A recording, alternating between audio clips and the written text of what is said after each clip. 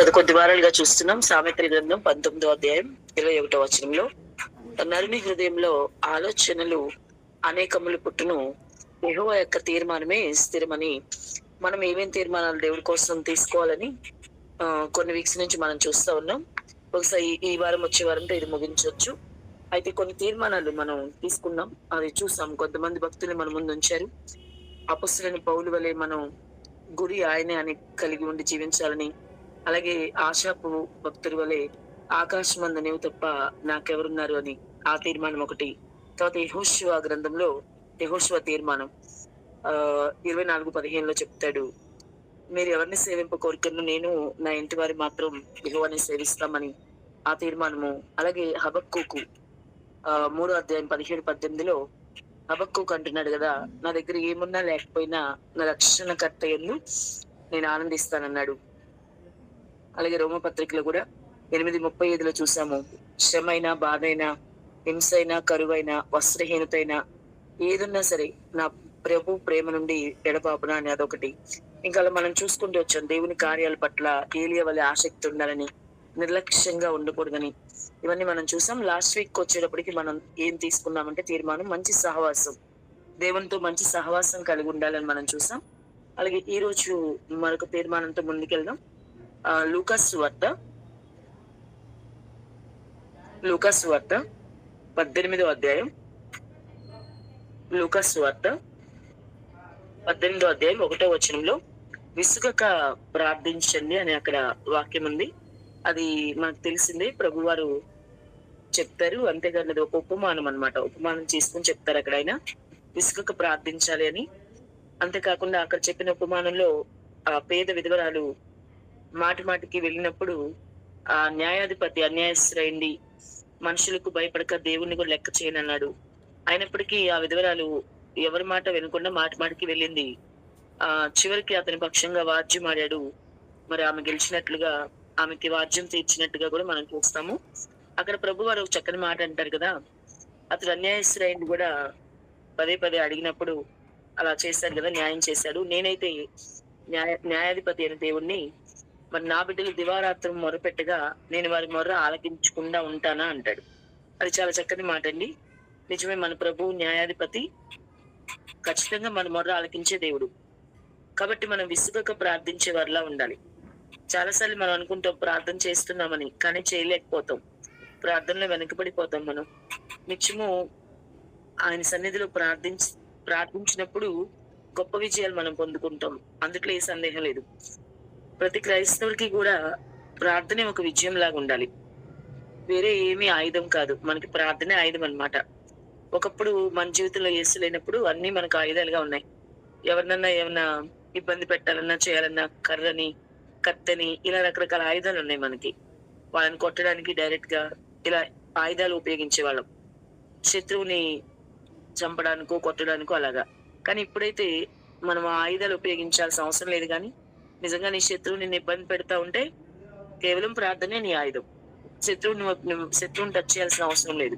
నువ్వు ప్రార్థన చెయ్యి, ఖచ్చితంగా ఆయన నీ శత్రువులకి శత్రువుగా ఉంటాడు, నీ విరోధులకు విరోధిగా ఉంటానంటాడు. కాబట్టి మన విరోధులకు ఆయన విరోధిగా ఉంటాడు. మనమేం విరోధం అవ్వాల్సిన అవసరం లేదు. వాళ్ళతో డైరెక్ట్ గా మాట్లాడడం, గొడవ పడడం, కేకలేసుకోవడం, ఇద్దరు కొట్టుకోవడం, ఇవన్నీ అనవసరం అండి. ఇవన్నీ ఒకప్పుడు మన జీవితంలో జరిగినాయి. ఇప్పుడైతే ప్రార్థన ఉంది కదా, మనకి ప్రార్థనే మన ఆయుధం. అట్లాగా నువ్వు ప్రార్థన చేసినప్పుడు నీ శత్రువుని ఎలా నీ జోలికి రాకుండా చేయాలో ఆయనకి తెలుసు. ఆయన చూసుకుంటాడు అంతా కూడా. అలాగే నీకున్న ఏ సమస్య అయినా సరే, నాట్ ఓన్లీ ఇట్లా శత్రువులనే కాదు, ఏదైనా కావచ్చు. అది ఉద్యోగ విషయంలో కావచ్చు, అది వ్యాపార విషయం ఉండొచ్చు, పిల్లల విషయాలు ఉండొచ్చు, సేవ విషయం అయి ఉండొచ్చు. ఏదైనా సరే నీకంటూ ఒక ప్రాబ్లం, నీ ముందు ఇప్పుడు ఒక ప్రాబ్లం ఉంది, పెద్ద సమస్యగా ఉంది. అది ఏది తేల్చుకోలేకపోతున్నావు, ఎటు వెళ్ళలేకపోతున్నావు. ఇప్పుడు ఈ సమస్య నుంచి విడుదల కావాలంటే మనం ఏమి హైరాణ పడాల్సిన అవసరం లేదు. ప్రార్థన చేస్తే చాలు. ఖచ్చితంగా నీ ప్రార్థనలు నీకో భరోసా ఇస్తాడు ఆయన. ఆ ప్రార్థన అనేది చాలా ఇంపార్టెంట్. అయితే దేవుడు ఏం చెప్తాడంటే, విసుగక ప్రార్థిస్తాను అని ఒక తీర్మానం తీసుకోవాలి అంటున్నాడు ఈ రోజు మనతో. ఎందుకంటే కంటిన్యూస్ గా చేసే ప్రేయర్ ఖచ్చితంగా మనకి విజయాన్ని ఇస్తుంది అనమాట. కాబట్టి ప్రేయర్ మనం కంటిన్యూస్ గా చేయాలి. చాలా సార్లు మనం ఏం చేస్తామంటే, ప్రభు ఎందుకు ఈ ఉపమానం చెప్పారంటే, కొన్నిసార్లు చేస్తాం మనం, కానీ కార్యం చూడలేకపోతే గనక వెంటనే దాన్ని వదిలేస్తాం మనం. అలా వదలకుండా దేవుడు ఏదైతే నీకు వాగ్దానం చేశాడో దాన్ని, లేదా నువ్వు ఏదైతే అడుగుతున్నావో దేవుణ్ణి, ఆయన చిత్తానుసారంగా నువ్వు ఏదడిగినా ఇస్తానని మాటిచ్చాడు కాబట్టి, మాటిచ్చిన వాడు నమ్మదగిన వాడు. ఈ లోకంలో మన బంధువుల్లాగా, మన స్నేహితుల్లాగా ఆయన మాట తప్పేవాడు కాదు. కాబట్టి నీకేదైతే మాట ఇచ్చాడో, అది ఒక స్థలం విషయమా, పొలం విషయమా, ఇల్లు విషయమా, ఉద్యోగం విషయమా, వ్యాపారం విషయమా, ఏదైనా సరే నీకు ఒక మాట ఇచ్చాడు అంటే అది నెరవేరుస్తాడు. కాబట్టి ఆ మాట పట్టుకుని మనం ఖచ్చితంగా ప్రార్థించే వాళ్ళలాగా ఉండాలి. అందుకే విసుగక ప్రార్థించండి అంటున్నాడు. 1-2 సార్లు ప్రార్థించగానే దేవుడు సమాధానం ఇవ్వకపోతే వెంటనే దేవుడిని ఏదో ఒకటి అనడం, లేకపోతే మా మా ప్రార్థనలో మాకు ఇది లేదు, మా ప్రార్థన ఆలకించడం ఏంటి దేవుడు అనడం, ఇలా రకరకాలుగా మాట్లాడే వాళ్ళు చాలా మంది ఉన్నారు క్రైస్తవులైంది. అంటే అవిశ్వాసం అన్నమాట వాళ్ళలో. కానీ నువ్వు విశ్వాసంతో ప్రార్థించినప్పుడు దేవుడు ఏమంటాడంటే, కొండైనా సరే వెళ్ళి సముద్రంలో పడాల్సిందే అంటున్నాడు. కేవలం ఆవగింజంత విశ్వాసం నీకుంటే చాలు, దేవుడు కార్యం చేస్తాడు. కాబట్టి ఎప్పుడు నెవర్ లూజ్ హోప్ అన్నమాట. మన నిరీక్షణ కోల్పోకూడదు మనం. ఏ సమయంలో అయినా, ఏ సందర్భంలో అయినా నిరీక్షణ కోల్పోకుండా చివరి నిమిషంలో కార్యం చేయగల సమర్థుడు. కాబట్టి ఆ లాస్ట్ మినిట్ వరకు కూడా మనం అలా ఎదురు చూస్తూ ఉండాలి. ఆ చివరి నిమిషంలో దేవుడు చాలా అద్భుతం చేస్తాడనమాట. చాలా ఆశ్చర్యకార్యం జరిగింది. చాలా ఆశ్చర్యాలు చేసే దేవుడు మన దేవుడు. అసలు వెంటనే కూడా చాలా సార్లు కార్యాలు చేస్తాడు, అందులో ఏ సందేహం లేదు. నిన్న ఇక్కడ చర్చ్ లో ప్రేయర్ జరుగుతుంది మాకు. ఆ ఈవినింగ్ ప్రేయర్ జరుగుతున్నప్పుడు ఒక మామగారు రెగ్యులర్ గా వస్తా ఉంటారు. ఆ మామగారికి ఫిట్స్ వస్తాయి అనమాట అప్పుడప్పుడు. అయితే ఎప్పుడూ చర్చ్ లో రాలేదు, కానీ నిన్న ప్రేయర్ జరుగుతుంటే మధ్యలోనే ఆమెకి ఫిట్స్ వచ్చేసాయి. సడన్ గా పడిపోయారు. ఆ తాళం అది చేతిలో పెట్టాం, కానీ మనకు తెలియదు అసలు అవన్నీ ఎలా డీల్ చేయాలో ఏంటో. కానీ దగ్గరుండి ప్రార్థన చేస్తూ ఉన్నాం. అక్కడ వాళ్ళ చుట్టుపక్కల వాళ్ళు ఉన్నారు కదా, వాళ్ళు అంటున్నారు ఈ మా అమ్మగారికి ఫిట్స్ వస్తే అర్ధగంట సేపు దాకా లేవరు, తర్వాత కూడా చాలా ఇబ్బంది పడతారు అని చెప్తా ఉన్నారు. సరే మేమైతే ప్రార్థన జరుగుతుంది, ప్రార్థన చేస్తున్నాం. ప్రభా అరగంట సేపు కాదు కానీ మరి త్వరగా కోలుకోలేగా బిడ్డ, చక్కగా ప్రార్థన చేస్తున్నాం సంఘం అంతా కూడా.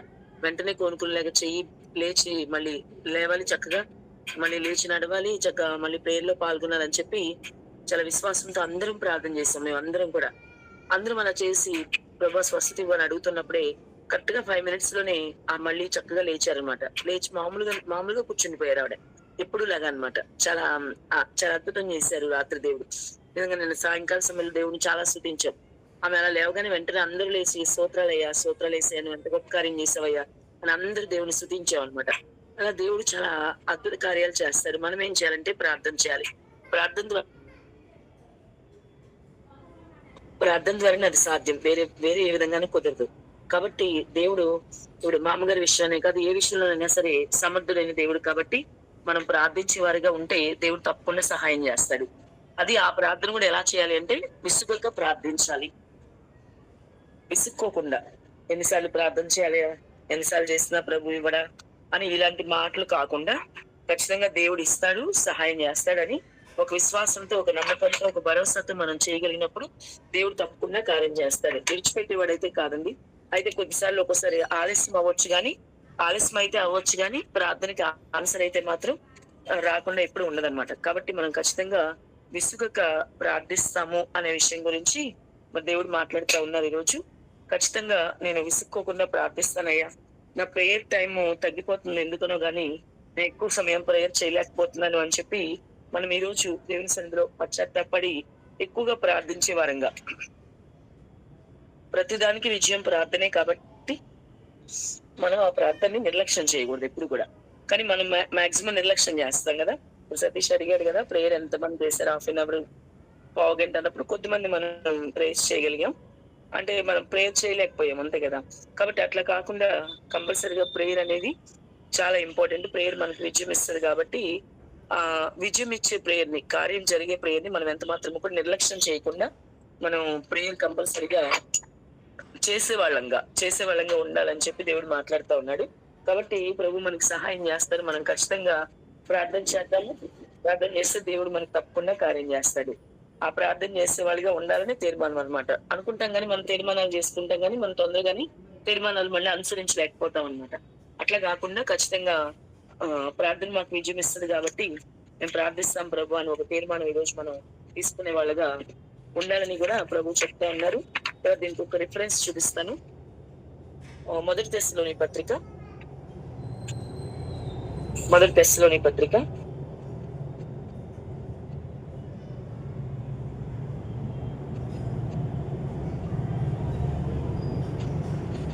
ఐదో అధ్యాయం 17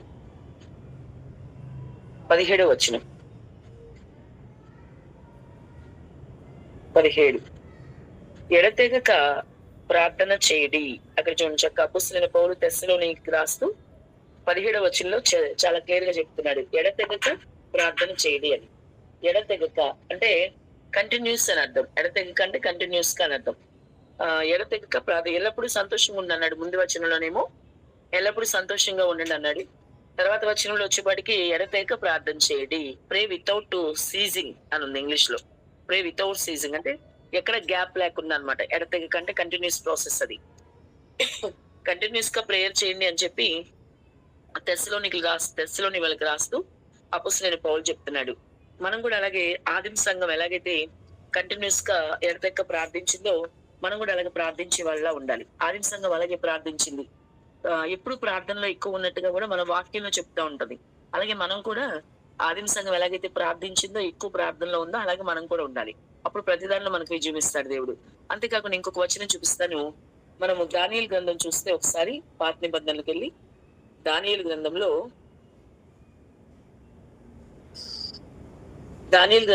6వ అధ్యాయం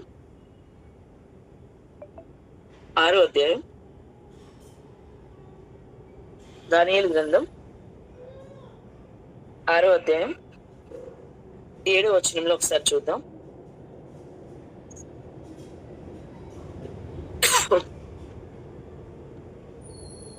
7వ వచనంలో ఒక శాసనము అక్కడ రెడీ చేసినట్టుగా మనం చూస్తాము. తర్వాత 8లో కూడా శాసనం గురించి చెప్పాడు. 9లో సంతకం చేశాడు. 10వ వచనంలో ఇట్టి శాసనము సంతకం చేయబడినని దానియేలు తెలుసుకున్నను. అతడు తన ఇంటికి వెళ్లి యథాప్రకారముగా అనుదినము ముమ్మారు మోకాళ్ళుని తన ఇంటి పైగది కిటికీలు యెరూషలేము తట్టునకు తెరవబడి ఉండగా తన దేవునికి ప్రార్థన చేయుచు ఆయనను స్తుతించుచు వచ్చెను. అప్పుడు ఆ తర్వాత సిచ్యువేషన్ అంతా మనకు తెలుసు. అయితే ఇక్కడ ఒక శాసనం రాశారు. ఆ శాసనం గురించి కూడా మనకు అక్కడ దానియేలుకి తెలుసు అనమాట. ఆ శాసనం విషయం కూడా దానియేలుకి తెలుసు. ఎందుకంటే కొద్ది రోజులు ఎవరు కూడా మరి రాజుకి తప్ప ఎవరికి చేయకూడదు, ప్రార్థన చేయకూడదు అని చెప్పి ఒక శాసనం రాయించారు కావాలని దానియేలుని ఇబ్బంది పెడదామని. కానీ దానియేలు ఇక్కడ రాసిన 10వ వచనంలో ఇట్టి శాసనము సంతకం చేయబడిన దానియేలు తెలుసుకున్నాను అన్నాడు. అంటే అలాంటి ఒక శాసనం ఉందని తెలుసుకున్నా కూడా ప్రార్థన చేయడం ఆపలేదు తను. అది చాలా ఇంపార్టెంట్ ఇక్కడ మనకి. ఇట్టి శాసనము ఉందని తెలుసుకున్నాను అన్నాడు. అంటే ఒక క్రిటికల్ పొజిషన్ లో ఉన్నప్పుడు కూడా, ఇలాంటి పరిస్థితి ఉన్నప్పుడు కూడా దానియేలు ఏం చేశారంటే, శాసనాలు రాస్తే నాకేంటి, ఇంకోటి నాకేంటి, నా దేవుడు నాకున్నాడు, నేను ప్రార్థన చేయడం అయితే ఆపను అని చాలా ఒక స్థిరమైన తీర్మానం తీసుకుని ఏదైతే తీర్మానం తీసుకున్నాడో అట్లాగే మోకాళ్ళుని తన ఇంటి పైగది కిటికీలు ఇంటికి వెళ్ళి యథాప్రకారముగా అన్నాడు. అంటే రెగ్యులర్ గా చేస్తారన్నమాట. అతను రెగ్యులర్ గా చేస్తాడన్న విషయం వాడు గుర్తుపెట్టుకోవాలి మనం ఇక్కడ. యథాప్రకారముగా అంటే రెగ్యులర్ గా చేస్తాడు. కాబట్టి మనం కూడా రెగ్యులర్ గా మానకుండా ఏదైతే తను తీర్మానం తీసుకుని చేశాడో మనం కూడా అలాగే పర్టికులర్ గా ఒక టైం అనే కాదు, కానీ ఏదైనా టైంలో మనం తీసుకుని ఖచ్చితంగా ప్రార్థన అయితే ఆపకుండా రెగ్యులర్ గా యథాప్రకారముగా అన్నాడు కదా. అలాగే మనం కూడా యథాప్రకారంగా మనం ప్రార్థన చేసే వాళ్ళు ఉండాలి. తన దేవునికి ప్రార్థన చేయొచ్చు, ఆయన స్తుతించు వచ్చును. యాక్చువల్గా ఇలాంటి సిచ్యువేషన్ నిజంగా మనం చదువుతున్నప్పుడు బానే ఉంది, కానీ మన లైఫ్ లో మనకు వస్తే మాత్రం ఖచ్చితంగా ప్రార్థన ఆపేస్తాం. ఎందుకులే కొద్ది రోజులు చెప్పారు కదా, 4 రోజులు చేయకపోతే ఏమైంది, దేవుడికి అన్ని తెలియదా ఏంటి, చేయకపోయినా పైకి చేయంగానే మనసులో చేసుకుంటాం కదా ఎట్లాగూ అని మనం కవర్ చేసుకునే ప్రయత్నం చేస్తాము. ఖచ్చితంగా ఆ 4 రోజులు ప్రార్థన అయితే చేయం మనం, అందులో ఏ సందేహం లేదు. కానీ దానియేలు వేరు, మనం వేరు. దానియేలు అట్లా అనుకోలేదు. ఏ శాసనం రాసుకున్నా నాకు అనవసరం, ఇట్టి శాసనము సంతకం చేయబడిందని తెలిసి కూడా అన్నాడు. అట్టి శాసనం సంతకం చేశారు, ఇట్టి శాసనం ఉంది. ఇప్పుడు తను గనుక మోకరించి ప్రార్థిస్తే ఖచ్చితంగా ఆ సింహాల బోన్లో వేసేస్తారు. ఇవన్నీ తెలిసి కూడా ఎక్కడ ఆకుండా యథాప్రకారముగా అని రాశారు. మోకాళ్ళుని యథాప్రకారంగా అనుదినము ఎలాగైతే చేస్తాడో, ముమ్మారు మోకాళ్ళు ఉంటారు కదా, అలాగే ముమ్మారు మోకాళ్ళుని ప్రార్థన చేశారు. ఇది చాలా నేర్చుకోవాలండి మనం. ఈ ప్రార్థన విషయంలో నేర్చుకోవాల్సిన విషయం. దానియేలు మాదిరిగా తీసుకోవాలి.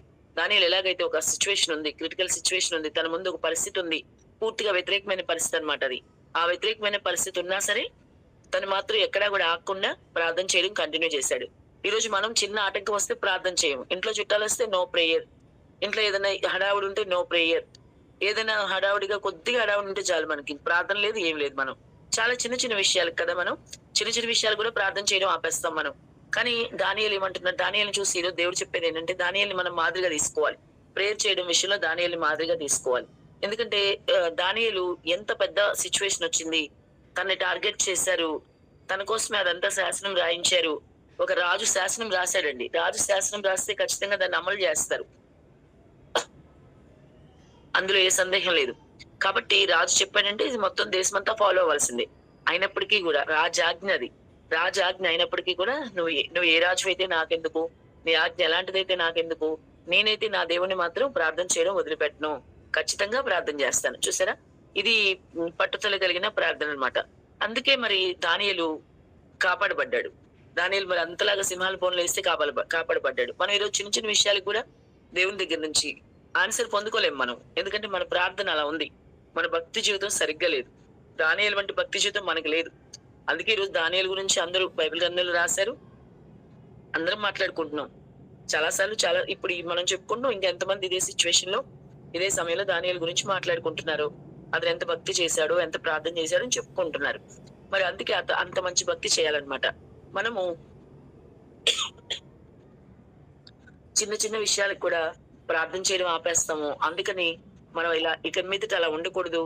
మరి గడిచిన కాలంలో ఎంత అలా ఉన్నా సరే ఇక మీదట నూతనంగా తీర్మానం తీసుకుని, ప్రభువా ప్రార్థన మానయ్యా, నేను ఏ సిచ్యువేషన్ లో ఉన్నా, ఏ పనిలో ఉన్నా పని ఆపేసి నేను ప్రార్థన చేస్తాను ఖచ్చితంగా అని ఒక తీర్మానం మనం తీసుకోవాలని కూడా దేవుడు కోరుకుంటా ఉన్నాడు. కాబట్టి మనం ఖచ్చితంగా విసుకక ప్రార్థన చేస్తామని చెప్పి ఈరోజు తీర్మానం తీసుకుందాం. లూకాసు వార్త ఏదైతే 18వ అధ్యాయం 1వ వచనంలో ప్రభు చెప్పారో విసుకక ప్రార్థించండి అని, అలాగే మొదటి తెస్సలోని పత్రిక 5:17లో ఎడతెగక ప్రార్థించండి అని క్లియర్ గా చెప్తున్నాడు. కాబట్టి మనం విసుగక ప్రార్థించే వారముగాను, ఎడతెగక అంటే కంటిన్యూస్ అన్నమాట. కంటిన్యూస్ గా ప్రేయర్ చేసే వాళ్ళుగాను, ఆదిమ సంఘం ఎలాగైతే మరి ఉజ్జీవంతో ప్రార్థన చేసేవాళ్ళు, ఎప్పుడు కూడా ప్రార్థనలో ఉండేవాళ్ళు, అట్లాగే మనం కూడా ఉజ్జీవంగా ఉండి మరి ఆదిమ సంఘం లాగా ప్రార్థనలో ముందుకెళ్లాలని దేవుడు కోరుకుంటా ఉన్నాడు.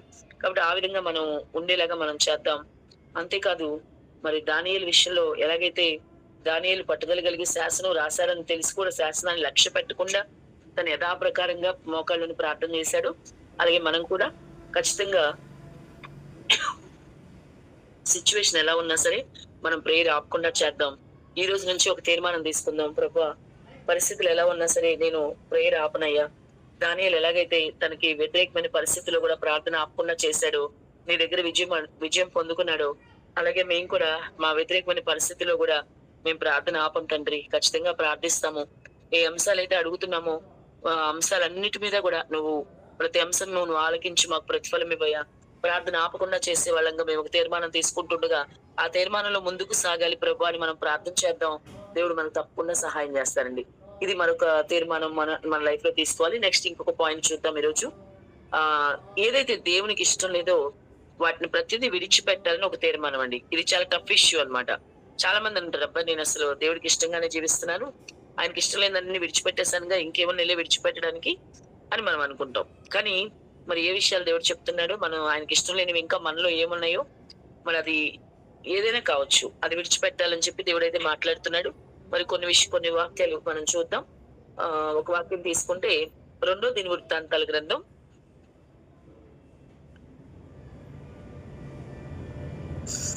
2వ దినవృత్తాంతాల గ్రంథం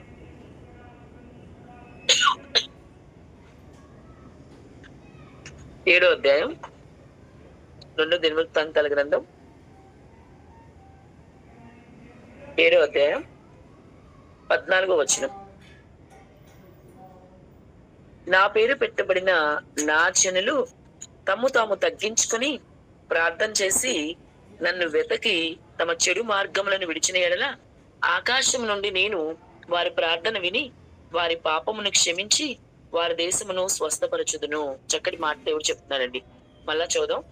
నా పేరు పెట్టబడిన నా జనులు తాము తగ్గించుకుని ప్రార్థన చేసి నన్ను వెతకి తమ చెడు మార్గములను విడిచిన ఎడలా. ఈ మాట అండి మనం అండర్లైన్ చేసుకోవాలి. ఇక్కడ చాలా మాటలు దేవుడు మాట్లాడుతూ ఉన్నారు. ఇప్పుడు నెక్స్ట్ తీర్మానం ఏంటంటే, మొదటేమో ఈరోజు ప్రార్థన ఎడతెక్క ప్రార్థిస్తాను, కంటిన్యూస్ గా ఇసుకక ప్రార్థిస్తాను అనే విషయం. రెండోది ఏంటంటే, దేవునికి ఇష్టం లేని ప్రతిదీ కూడా మనం విడిచిపెట్టే వారంగా ఉండాలి. అందుకే ఇక్కడ దేవుడు ఆ మాట చూపిస్తున్నాడు. నా పేరు పెట్టబడిన నా జనులు తాము తగ్గించుకొని, ఫస్ట్ తగ్గించుకుని ప్రార్థన చేయడం నేర్చుకోవాలి మనం. అలా అసలు హెచ్చింపు అనేది దేవుడికి నచ్చని విషయం. కానీ మనం చేసేదే హెచ్చింపు అన్నమాట. తగ్గింపు అనేది లేదు చాలా మందికి. దేవుడి దగ్గర కూడా తగ్గించుకుని ప్రార్థన చేయలేకపోతారు. అలా నేలకి సాగిలపడి దేవుడిని అడిగితే ఖచ్చితంగా కార్యం చేస్తాడండి మనకి. కానీ అలా నేలకి సాగిలపడి అడిగే అనుభవం చాలా మందికి లేదు. ఎందుకంటే తగ్గించుకోలేరు అంతగా. అంతగా పాదాలు పట్టుకొని సాగిలపడే అంత తగ్గింపు లేకుండా ఉందన్నమాట. కానీ దేవుడు చెప్తున్నాడు కదా, నా పేరు పెట్టబడిన నా జనులు తమ తాము తగ్గించుకుని ప్రార్థన చేయాలి. First point. రెండోది ఏమన్నాడు, నన్ను వెతకి అంటే ఆయన వెతికే వరంగా అంటే ఆయన స్వరం వినాలా. మనం మాట్లాడతాము, ఆయన మాట్లాడతారు. అప్పుడు ఆయన స్వరం మనం వినాలన్నమాట. ఆయన వెతికే వరంగా ఉండాలి. తర్వాత తమ చెడు మార్గంలో విడిచిన ఎడల, ఏదైతే చెడు ఉందో దేవుడు చెప్తా ఉన్నాడు కదా, నీకు చెడేదో మంచిదో తెలుసు అన్ని. బైబిల్ ఉంది కదా మన ముందు. బైబిల్ చదువుతాం, మనకు తెలుసు చెడు మంచి అని తెలిసిపోయినాయి ఇప్పటికి మనకి. ఒకప్పుడు యేసుప్రభు లేనప్పుడు తెలియదు మనకి ఇది మంచి ఇది చెడు అని. కాబట్టి చెడుని కూడా చేస్తాం మంచి అనుకుని. కానీ ఇప్పుడు తెలుసు కదా నీకు. ఇప్పుడు నీకు దేవుడు వివేచన ఇచ్చాడు. మంచి ఏదో చెడేదో చెప్తున్నాడు. వాక్యం తెలుస్తుంది నీకు. ఏది వాక్యానుసారము ఏది వాక్య వ్యతిరేకం అన్ని దేవుడు నీ ముందు ఉంచాడు. అయితే ఇప్పుడు నీకు తెలిసినా కూడా నువ్వు ఇంకా చెడు మార్గంలో వెళ్ళడానికి వీలేదు. అందుకే దేవుడు ఏమంటాడంటే, తమ చెడు మార్గంలోని విడిచిన ఎడల, ఏదైతే చెడులో వెళ్తున్నారో దేవునికి ఇష్టం లేని జరుగుతూ ఉన్నాయో అవన్నీ విడిచిపెట్టేసేయాలి. అప్పుడు ఏంటన్నాడు, ఆకాశం నుండి నేను వారి ప్రార్థనను విని, అంటే ఆయన వింటాడు, ఖచ్చితంగా ప్రార్థన వింటాడు. వారి పాపమును క్షమించి, వాళ్ళ పాపాలన్నీ క్షమిస్తారనమాట. ఎప్పుడైతే పశ్చాత్తాపడతామో, ప్రార్థనలో పశ్చాత్తాపం కదా ఇంపార్టెంట్.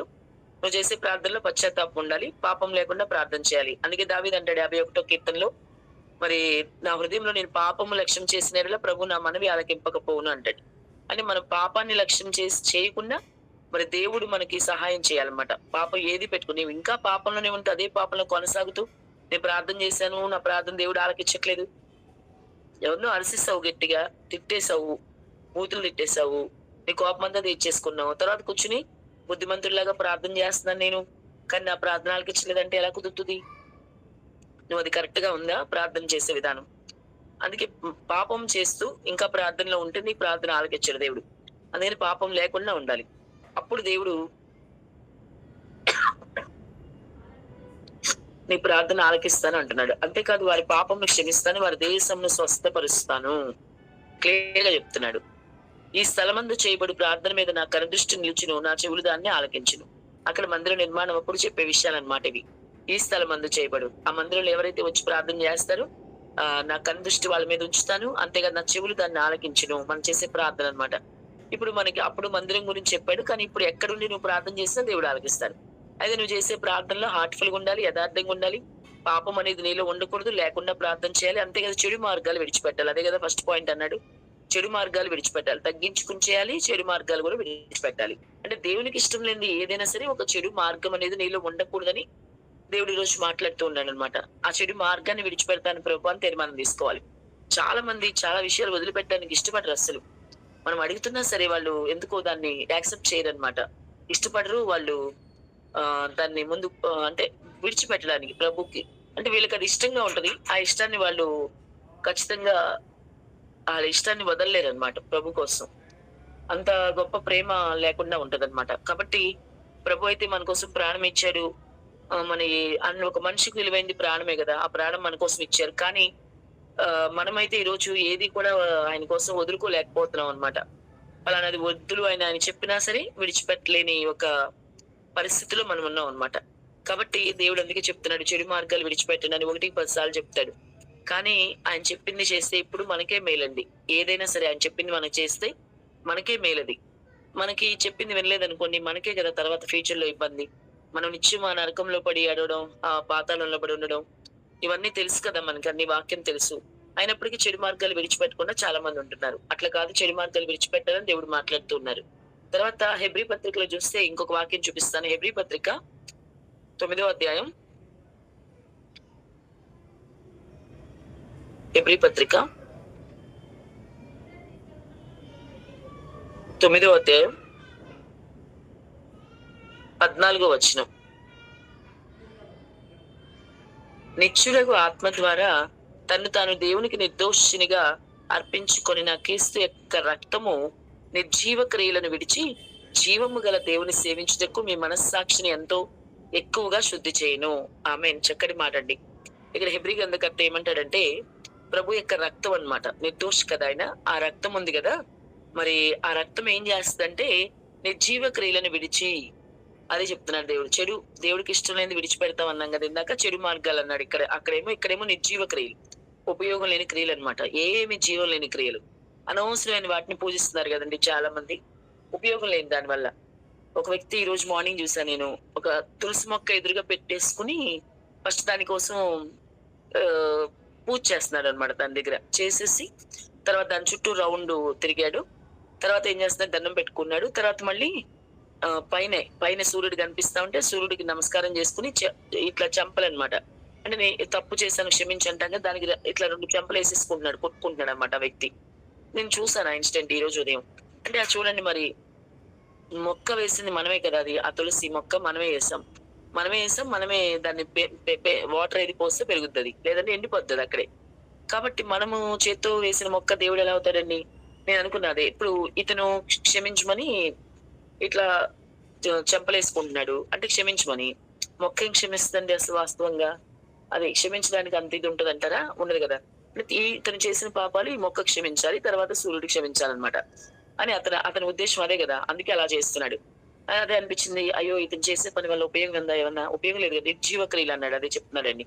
మనం కూడా ఇటువంటి క్రియలు చేస్తాం ఇంతకుముందు. లేవు, జీవం లేని క్రియలు అవి, నిర్జీవం. అది మనం చేస్తాం అవన్నీ.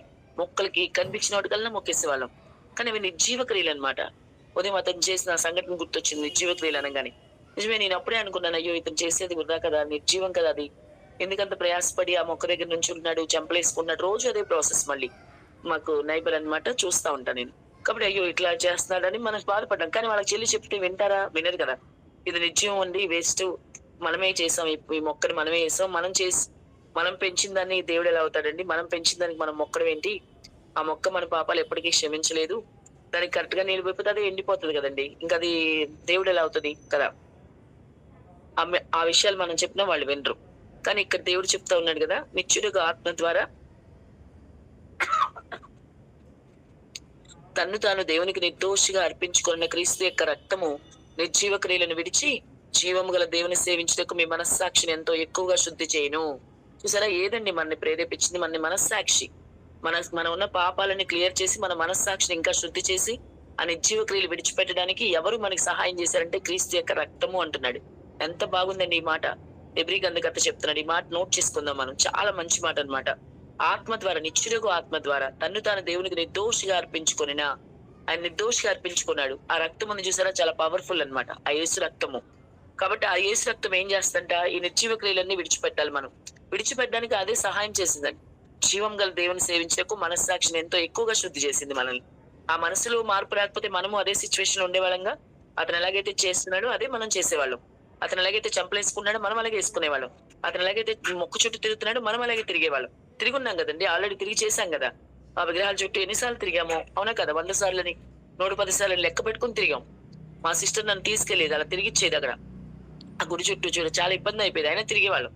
ఆ కొబ్బరికాయలు కొట్టడం అన్ని మనకు తెలుసు. సో ఇవన్నీ నిర్జీవ క్రియలని మన మనస్సాక్షిని శుద్ధి చేసి మన ఒప్పించింది ఏంటంటే, నిర్దోషిగా ఏదైతే అప్పగించుకున్నాడో దేవుడు, నిర్దోషిగా తను అప్పగించుకున్నాడు చూసిన ఆ రక్తము ద్వారా, ఆ రక్తమే నిర్జీవ క్రియలు విడిచిపెట్టేలాగా సహాయం చేసింది. కాబట్టి మనలో ఇంకా ఏమైనా నిర్జీవ క్రియలు ఉంటే విడిచిపెట్టాలని దేవుడు చెప్తా ఉన్నాడు.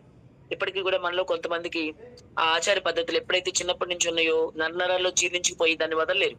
గుమ్మం అటు నుంచి ఉంటే ఇటు అంటారు, డబ్బులు అటు తీసుకొని అంటారు, ఇటు పాలు బయట ఇస్తే అటు రమ్మంటారు, ఇటు డబ్బులు తీసుకోమని చెప్తారు, శుక్రవారం తీసుకోమని చెప్తారు, మంగళవారం తీసుకోమని చెప్తారు, ఇంకా గుమ్మం మీద ఉంచకూడదని చెప్తారు, గుమ్మం మీద తుమ్మకూడదని చెప్తారు, రకరకాలు. ఇంతకుముందు అవన్నీ మనం చేసాం. బల్లి పడగానే అంతే కదా, బల్లి మీద పడింది, పొరపాటున అది పడింది అనుకోండి, ఇంకా హడావుడి మామూలు కూడా. వెంటనే స్నానం చేయాలి, శుద్ధి అయిపోవాలి. ఎవరైతే బంగారు బల్లి ఉంటది అక్కడ తిరుమలలో, దాన్ని చూసారో, దాన్ని ముట్టుకుని వచ్చారు, దాన్ని వాళ్ళని వెళ్ళి ముట్టుకోవాలి, వాళ్ళు చూడకుండా ముట్టుకోవాలి దాన్ని. చూసారు ఎన్ని ఆచారాలండి, నిర్జీవ క్రియలు అనమాట. ఎన్ని చేసేవాళ్ళమో చిన్నప్పటి నుంచి ఇవన్నీ కూడా అనమాట. కాబట్టి జీవం లేని క్రియలండి అన్ని కూడా. ఆ మూల పాఠాలు, లోక మూల పాఠాలు. కానీ ఇప్పటికీ క్రైస్తవులు ఫాలో అవుతున్నారు, అదే బాధ ఉంది. గుమ్మం ఎదురుగా కొంతమంది ఇళ్ళకి వెళ్ళామంటే గుమ్మం ఎదురుగా ఉండాల్సిందే చీపిరో చాటో, లేదా గుమ్మం ఎదురుగా ఏదో ఒకటి వేసి ఉండాలి. అంటే వాళ్ళ ఉద్దేశం ఏంటంటే లోపలికి వచ్చి ఆ దెయ్యాలు పోతాలు గానీ ఈ చీపిరో చాటో లేదా గుమ్మం ముందు ఏదో ఒకటి వేసుకుని అది వాటిని ఆపుద్ది అనమాట. వాళ్ళ ఉద్దేశం అదే. క్రైస్తవుల గురించి మాట్లాడుతున్నా నేను. అనిల్ గురించి కాదు. ఇంకా నిర్జీవ క్రియలు వదలట్లేదు కదా! మరి ఆరోగ్యం ఎలా వస్తదండి? కొంతమందికి చూడండి స్వస్థత రాదు. రోజు ప్రేయర్ చేయించుకుంటారు. కానీ స్వస్థత రాదు. ఎందుకు రాదు? నేను నిర్జీవ క్రియలు విడిచిపెట్టవుగా నువ్వు. యేసు సరిపోడు వీళ్ళకి. యేసు శక్తిమంతుడు, చాలా గొప్ప దేవుడు ఎన్నో సార్లు చెప్తాం. ఆయన సర్వశక్తిమంతుడమ్మ అని. వీళ్ళకి సరిపోడు. యేసు సరిపోడు. ఆయన శక్తిని తక్కువ చేస్తారు. మళ్ళీ వాటిని వీటిని ఆశ్రయిస్తారు. వాటెంక చూడ, ఈటెంక చూడ. ఎందుకండి మరట్లా? నువ్వు యేసు శక్తిని తక్కువ చేసినప్పుడు ఆయన నీకెలా ఇస్తాడు బలం? ఎలా ఇస్తాడు ఆరోగ్యం? ఎలా ఇస్తాడు నీకు హీలింగ్ ఎలా వస్తది నీకు? ఆలోచిద్దాం మనం. కొంతమంది అలాగే ఉంటున్నారు. అలాగే ఉంటున్నారు. గుమ్మాల ముందు అది వదిలే పనే లేదు. ఎన్ని సార్లైనా చెప్పు. నిన్ను కాపాడేవాడు యేసు కదా! నీ దగ్గరికి దురాత్మ శక్తులు రాకుండా కాపాడేవాడు యేసే కదా! వేరెవరు కాపాడతారు? ఆయనకన్నా శక్తిమంతులు ఎవరున్నారు? చీపిరి చాట శక్తిమంతులు అవుతాయండి? జస్ట్ ఊడ్చేసి పక్కన పడేసేవి. మూల ఎక్కడో వాటి ప్లేస్ మూల ఉంటది. అలాంటి వాటివి నీకెలా కాపాడతాయన్న ఆలోచన లేకుండా, క్రీస్తుని నమ్మాక కూడా, వాక్యం ఉందా తెలిసి కూడా బాప్తిజాలు తీసుకుని దేవునిలో ఉంటా కూడా ఇలాంటి పనులు చేసేవాళ్ళు చాలా మంది ఉన్నారు. మరి ఇవన్నీ నిర్జీవ క్రియలే కదా! కాబట్టి దేవుడు అంటున్నాడు, అందుకే ఈరోజు నిర్జీవ క్రియలు ఏమైనా ఉంటే విడిచిపెట్టాలి. అదే తీర్మానం చేసుకోమని చెప్తున్నాడు. నిర్జీవ క్రియలన్నీ విడిచిపెట్టనని తీర్మానం తీసుకోవాలి మనం ఈ రోజున. అబ్బా దేవుడికి ఇష్టం లేని కార్యాలు ఎన్నో ఉన్నాయి మన జీవితంలో, అవన్నీ విడిచిపెట్టనని. దినవృత్తాంతాల్లో చూస్తేనేమో మనం చూసాం కదా! ఏదైతే చెడు కార్యాలన్నీ విడిచిపెట్టనన్నాడు.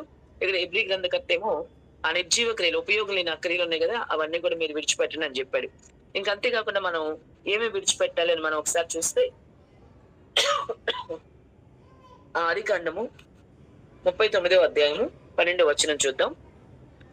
ఆదికాండం పాత నిబంధనలో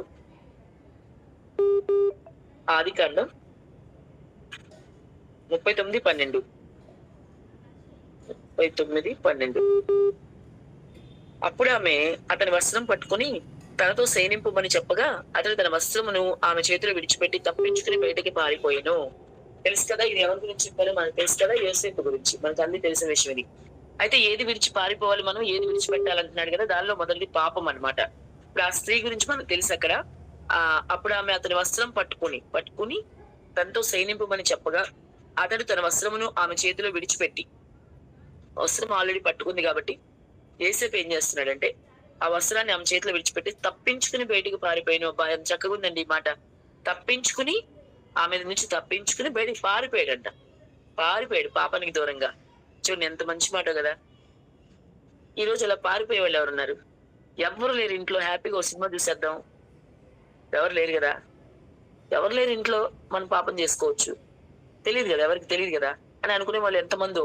క్రైస్తవుల గురించే చెప్తున్నాను కదా. మరి ఈ రోజు ఎలాంటి పరిస్థితుల్లో ఉన్నారో చూడండి. కానీ యేసేపుని ఆదర్శంగా తీసుకోవాలి మనం. పాపం నుంచి పారిపోయాడు అంతే. అలాగే మనం కూడా మన పాపం నుంచి దూరంగా పారిపోయే వాళ్ళ ఉండాలని తీర్మానం తీసుకోవాలని దేవుడు చెప్తా ఉన్నాడు. ఏ పాపానికి అవకాశం ఇవ్వకుండా జాగ్రత్తగా ఉండాలి. తర్వాత ఇంకో మాట చూపిస్తాను. ఇంకేం విడిచిపెట్టాలంటే కీర్తనల గ్రంథంలో కీర్తనలు, ఇవన్నీ చెడు క్రియలు, దేవునికి ఇష్టం లేని క్రియలు అనమాట. కీర్తనలు 37:8 చూద్దాం. 37:8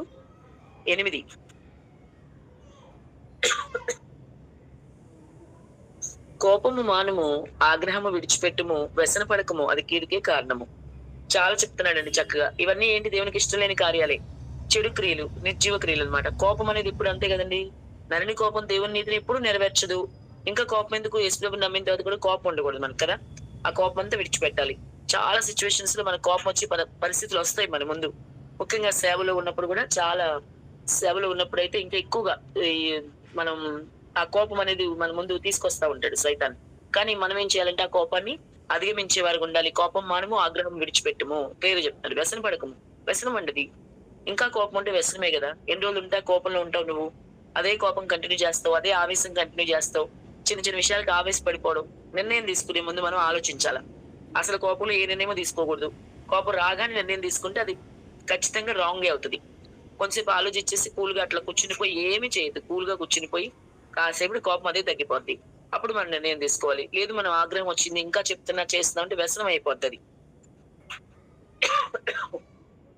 అందుకే వ్యసన పడకము, అది కీడుకే కారణం అంటున్నాడు. కీడైపోద్ది అనమాట అది. కాబట్టి మనం కోపం కూడా పూర్తిగా వదిలేసే వాళ్ళగా, దేవుడికి ఇష్టం లేని కార్యాలు కదా, కోపం కూడా వదిలేసే వాళ్ళగా ఉండాము. ఇంకోటి ఏమన్నాడంటే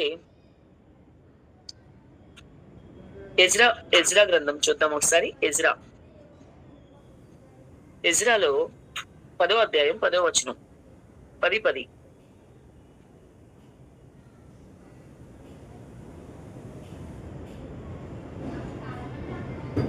10:10. అప్పుడు యాజకుడైన ఎజ్రా లేచి వారితో ఇట్లా నేను మీరు ఆజ్ఞని మీరి అన్య స్త్రీలను పెళ్లి చేసుకుని ఇశ్రాయేలీల అపరాధమును ఎక్కువ చేసిద్రి. కాబట్టి మిమ్మల్ని మీరు ప్రత్యేకపరచుకోండి అని నెక్స్ట్ వాక్యంలో అంటాడు 11వ వచనంలో. ఇక్కడ క్రియలు అంటే మనం చేసే క్రియలు సరిగ్గా లేవంటున్నాడు. ఫస్ట్ ఏమో పాపం విడిచిపెట్టమంటున్నాడు, రెండోది కోపం విడిచిపెట్టాలి, మూడోది క్రియలు. వీళ్ళు ఏం చేశారు ఇక్కడ? అన్య స్త్రీలను పెళ్లి చేసుకుని ఇశ్రాయేలీల అపరాధం ఎక్కువ చేశారంట. దేవుడు ఎప్పుడు చెప్తా ఉంటాడు కదా, అన్యుల సంబంధాలు పెట్టుకోబాగా అన్యులు వద్దని. ఎంత చెప్పినా మన వాళ్ళు మాత్రం ఖచ్చితంగా అన్ని సంబంధాలకే చూస్తూ ఉంటారు. మంచి సంబంధం వచ్చింది, మంచి డబ్బులు ఉన్నాయి, పిల్లడు ఆస్తిపరుడు, మంచోడు, ప్రార్థన చేసుకోడు, అది మాత్రం వీళ్ళకి కనపడదు. రక్షణలో లేడు పిల్లడు అనే విషయం కనపడదు, కానీ మిగతా అన్ని కనపడతాయి. ఆస్తుల గురించి వీటి గురించి ఆలోచిస్తారు.